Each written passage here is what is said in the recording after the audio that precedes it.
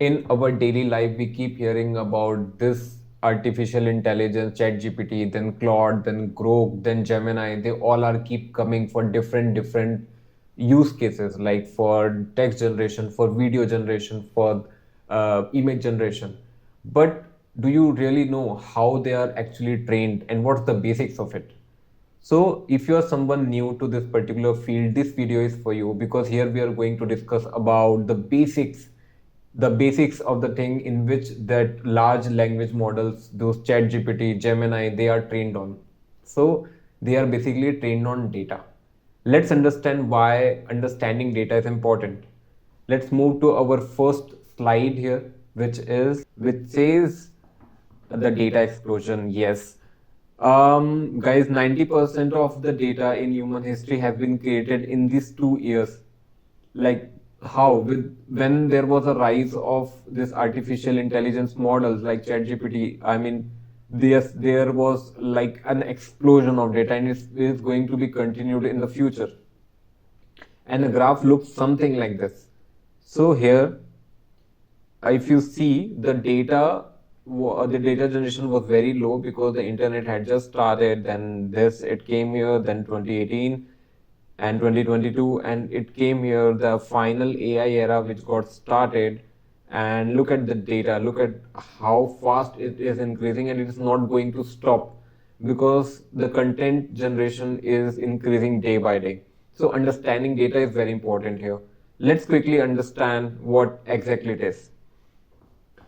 It is nothing but a collection of values without context. Okay, what do I mean by that? Let's say I'm just writing a name here. I went to insert. Let's say I just let's say I just write a name here, which is okay. Let me write a name here. Let's say I wrote Sundar, or let's say I wrote a fish. Now this particular data, okay, it is a data because it is a collection of values, but it have any context? If you see it, does fish has any context? Like I just tell you, right? It does not have any. You can't just know anything. Like it's a fish, it's a word. But what if I add some context to it? Let's say I just write their fish, and then I can add breed. Breed is equals to, let's say, whale. I'm not sure, it's called breed only, I guess. So what say I just mention the area in which this particular breed is present. Let's say I say in Indian Ocean. Okay. Okay. So now it has some context.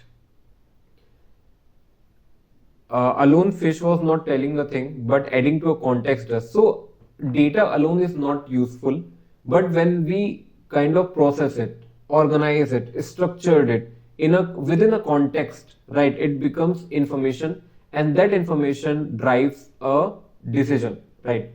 Because now it is telling a thing that okay, the fish is present, but the breed of that fish is whale. That's a whale, and it's present in Indian Ocean. So it has some context, and this information is useful. So this is data.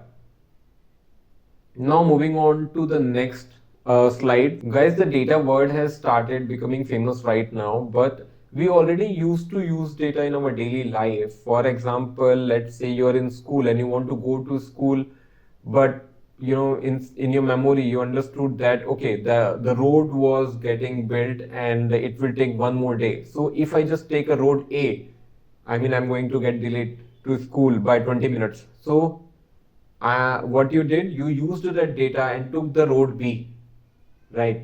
So you already were using data. Let's say another example, behavior of any friend or person. You forgot to bring your pen in school, and you want to ask to a friend, or in office you want to ask someone for a favor, but you know the behavior of that person. How are they, like uh, how are they supposed to react? How will they react? You have some idea of it, and that idea is nothing but data.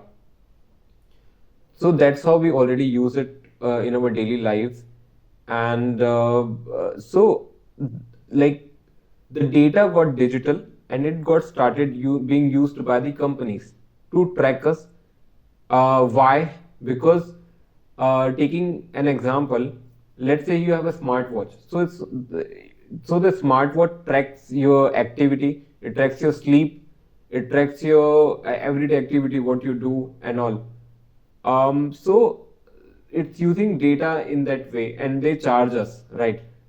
Second is shopping pattern. Let's say you're using Amazon, and you have your Amazon ID and you keep purchasing stuff. So it knows your pattern, right? So it is going to suggest you product according to that only. So that's how it is being used for, it is being used by us, and the a little bit difference in what it is being used by the company. Moving on to the next topic, which is how data is stored. Let's say we talked about what is data, right? It is like it is a collection of values within a context, right? Now we understood about how we already used to use it and how the companies are using it right now. Now the third is how data is actually stored, like how do we store it? Now, earlier, let's understand the evolution of it, the history of data. By an example, let's say you are working in a pharmacist shop and a patient, or you are working in a hospital, right, as a receptionist. So you, as a patient, came to you, and you will be asking him the details, right? You will ask him about his name, age, the disease that he is facing, the area of that particular city from where he belongs, his gender.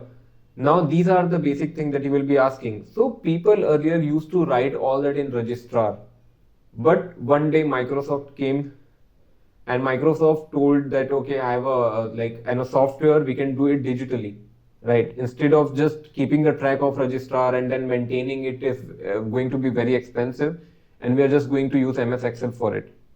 Now all those data were transferred to MS Excel and it got stored digitally.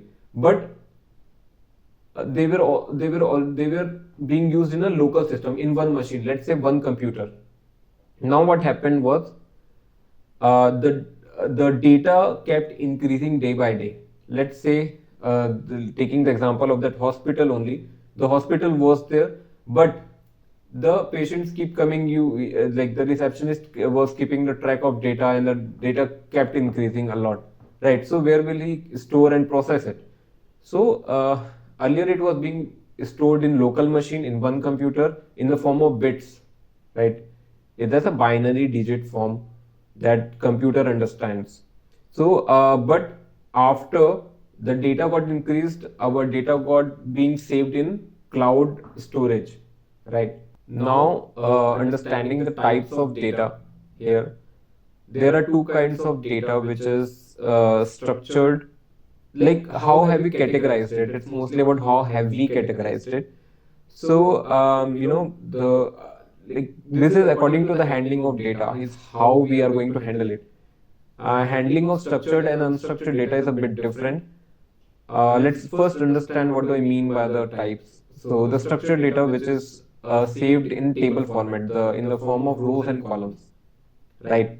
Taking the example of that pharmacist, I would say you could save the details of that particular customer in the form of name. You could have one column name, and then the person's name would be there, and then their age, their location, etc. And that would be called as structured data. But talking about unstructured data, what exactly it is? Let's say I have a song to just store it in the MP4 format or MP3 format. I can store it. Anything other than the structured table can be called as unstructured or semi-structured here, which is mostly in the documented form. Now looking at the graph here, it says that structured data is around 20% only. Yes, that's true. Earlier days, guys, the analysis was being done on the structured data only. But these days, with the evolution of ChatGPT and the large language models, the unstructured data is getting widely created right now.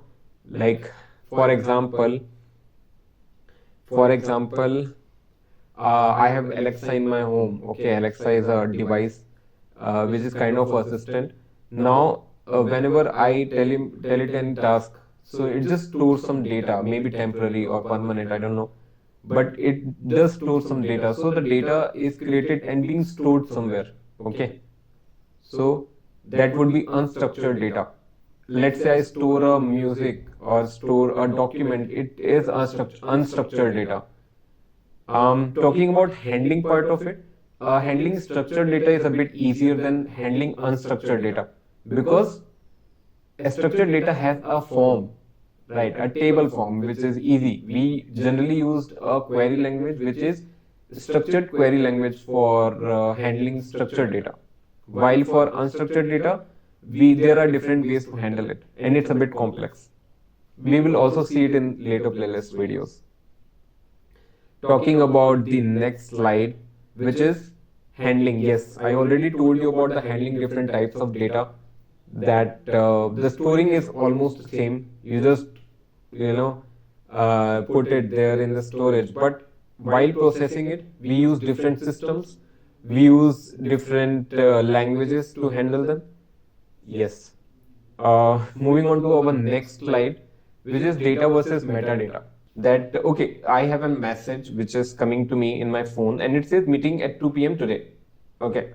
Now this message is data, but the data about that message is called metadata. For example, let's say it was sent at 10:45 a.m. Okay, the message was of 12 KB kilobytes. Okay, the device was iPhone 15 and the location was London, UK. So here I have what's inside the message and here it is about the message. So it is called metadata. And how we use it in our daily life as a data science domain or real life is, let's say we have a table. The table is employee table. Okay. Now what's inside the employee table will be called as data. But what the details I have about that particular employee table, which will be called as metadata. For example, where it is saved, where that table is saved can be called as metadata. The size of that table can be called as metadata. The file format of that table can be called as metadata. So that's the basic difference between both of them. Moving on to our next topic, which is concept of big data. Guys, I've already told you the data is increasing at a very fast pace right now. Okay, earlier, let's understand the history part of it. As I just told you, the history. Earlier, we used to use registrar, if you remember, in copy, in notebook, in this kind of notebook, we used to write uh, the history of patients, or for example, if according to our example, now same thing started happening in one machine in MS Excel mostly. Now what happened was the data kept increasing and it kept coming on the daily basis. We will understand it by one example. Okay, let's say I'm using Amazon. Okay, Amazon company is there. Now I think it has millions of users worldwide, and it needs some. All the details can't be saved in one computer also, and can't be processed in one computer. Okay, so it needs like a scalable solution, which will be able to save its data. How will it do that? Let's understand first the data versus big data. So the data is there's no particular definition of what data becomes the big data, but in general, as a thumb rule, we say that okay, the person who can just the person can just process that data, store and process the data in one computer will be called data. But let's say the data increased. Okay, now the storing and even processing the data is quite impossible in one machine because every machine has some limitation. Let's say you have a computer, you have like supercomputer, which has a lot of RAM and a lot of processing power and a lot of cores are there, but still it's a machine. It has some limitations to it. Now to overcome those limitations, what we will do is we will use other computers. Okay. So that's how the definition says the data which can't be processed in a single machine can be called as big data. Now how do we handle it? We use a concept of parallel processing. Okay, we use a concept of parallel processing to handle big data. Now the question arises, okay, how will we identify? Because there are three things. If the data is coming at a high volume, then it can be called as big data. If the frequency of that data, incoming data is very high, let's say the data is coming every hour, okay, then that data will be called as big data because it is going to increase. It can't be handled in one machine and the variety, because let's say the data which is coming is in audio format, image, sensor, data, text. So different types of formats are there, and it's very hard for one machine to handle it. So the ultimately framework, the foundation is that one machine, if not one machine is not able to handle it, then multiple machines will be required to handle it, right? um Okay, so that's about the big data here. Guys, one more thing. Why are we learning about data also? Okay, because it is being used in this large language models. It is like a foundation. Okay, so we right now we understood what is data. We understood about the types of data, how it is stored, the daily use that we do. Then we also understood about handling and data versus method data and the concept of big data. Now going in depth, right? This was about data, but going a little bit in depth about how do we use it in our data science daily life. Okay. Now let's understand what exactly is data life cycle. Let's say data is like a value, a collection of values. Okay, so let's say data, a collection of values came to us, how we use it in different phases. Okay, for example, here let's understand data generation. We will understand it by the example of Amazon app. Let's say I am using, my name is Arunesh and I'm using Amazon. So how will I, let's say I searched for a word called laptop in Amazon. I started my Amazon app and I searched for laptop. What will happen is a data will be generated. Let's say Amazon has assigned me a unique ID, which is customer CUST underscore 1234. Now for this particular ID, it will share a kind of number or something that this person searched for laptop. So my data got generated. Okay. What will be the second step? To ingest the data. Now this is very important.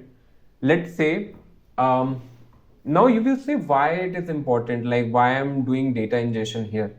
Okay, why I can just do analysis on that particular data, on that particular app. Okay, so the data ingestion is important because see, let's say I'm using Amazon app, you're also using Amazon app, many others would be using it at the same time. But if I also start analyzing on that right now, right away, what will happen is it will become slow. Why it will become slow? Because it is ultimately a machine. It has some limitations right now. What we do, let's say this data generation happened in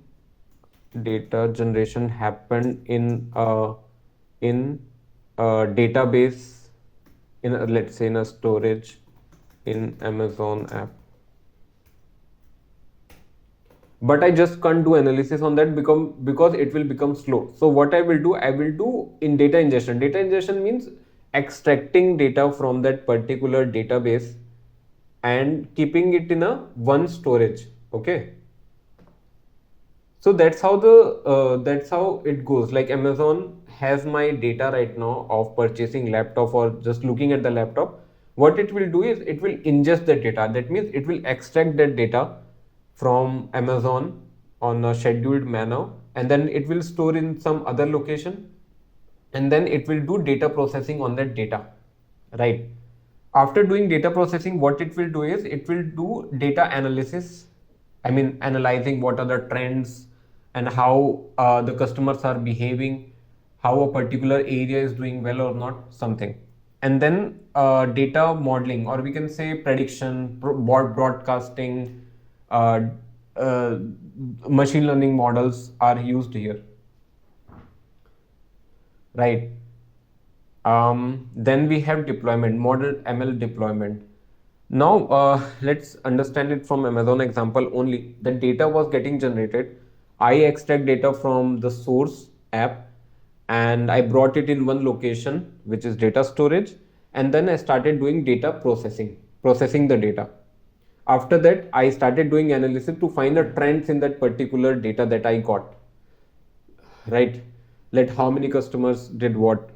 Then let's say the Amazon company comes to me and says, okay, I also want to see what will be the trend in the next upcoming months or in the next upcoming year. So what I will be doing, I will be creating a ML model, right? I will be creating a machine learning model which will be able to predict what will be the trend in 1 month or 2 months on in the near future. Then what if I want to deploy that particular ML model, right? So that's how the data is getting generated, and that's how it is being used. So this whole process is called as data lifecycle. Now talking about the rules, another important part of this video is like the many people are confused. Oh, I'm not sure if I want to do data engineering or machine learning engineering or data analyst. So what I can do, what I can suggest is, don't get confused. What you have to do is you have to just see as the data lifecycle. And okay, let's say the data lifecycle starts when the data is generated by applications or users. Okay, the data generation happens by the user. What do data engineers do? So this particular part, which is data ingestion and data storing and data processing, is done by data engineers.